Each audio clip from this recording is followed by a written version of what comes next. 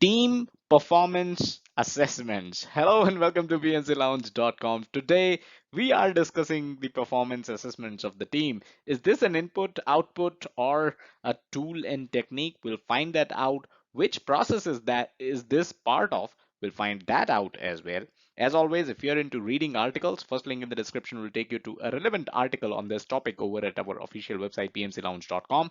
And second link, very, very important, that covers every single video that we have discussed on resource management knowledge area, the entire playlist that is. All right, let's get started. So first of all, where are we?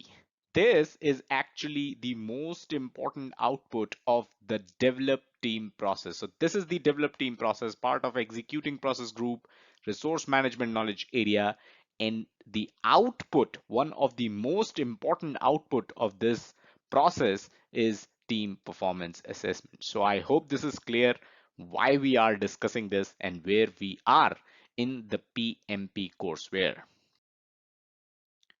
Team performance assessments. Now, there are certain tools in the process that we are talking about, the develop team process. These tools can help you come up with the performance assessments, right? You need certain tools to assess the performance. Now, remember, we are doing the performance assessment of the team, but it also requires you to do performance assessment of the individuals, right? Because team is essentially a group of individuals. So you have to assess the individuals and then you have to assess how these individuals perform when they come together as a team. So what are the tools that are used to do this? Attitudinal surveys, structured interviews, ability tests, and focus groups. So these are the tools that are used for performance assessment. Now, when you use these tools, these tools are going to help project manager with the understanding, commitment, and communication required among the team members. So when team members go through these tools, right, these surveys and these interviews and tests, they get the communication that is required to be sent by the project manager in terms of performance assessment. So what are the parameters that are used for evaluating the team effectiveness? Number one, reduced staff turnover rate. That means everyone's happy with the work they're doing. Improvements in competencies that help team members perform better as a team. So competencies are improving. That's a good parameter. Number three, improvements in skills that allow individuals to perform assignments more effectively, right? So your competencies are improving, your skills are also improving.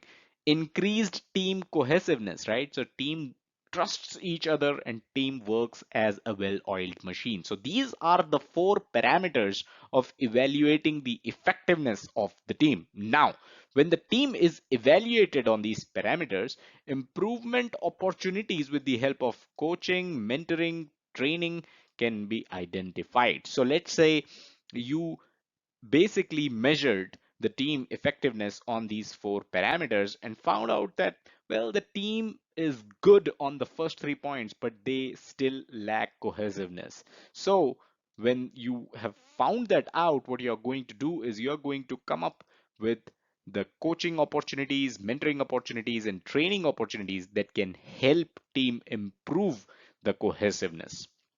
Team performance assessments should also account for the resources, right? So necessary to implement this improvement opportunities. So when we said that the team can improve on cohesiveness, and let's say we identified a training that the team can go through to improve cohesiveness, right? And of course, one training may not suffice. You may require 4 trainings throughout the year, only pointing and only focusing on the topic of cohesiveness. So then you also need to make sure that you have the resources required to arrange for those 4 trainings. So that's what this slide is all about.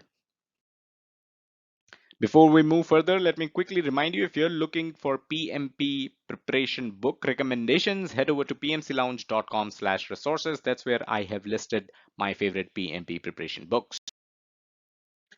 Recognition and rewards. Now, I'm pretty sure you must be wondering that we are talking about improving the abilities of the team when the topic of the video is performance assessment or performance appraisals. What happened to recognition and rewards? So, here is the slide on recognition and rewards. So, these are actually one of the tools and techniques of the develop team process.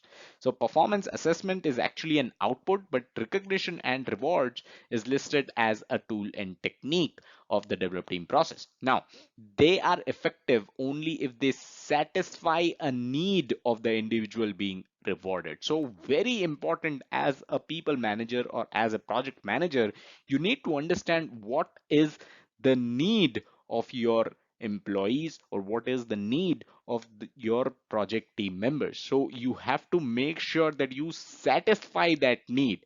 Only then these recognition and rewards are going to be effective. So it is a known fact that people are motivated when they feel they are valued and recognized.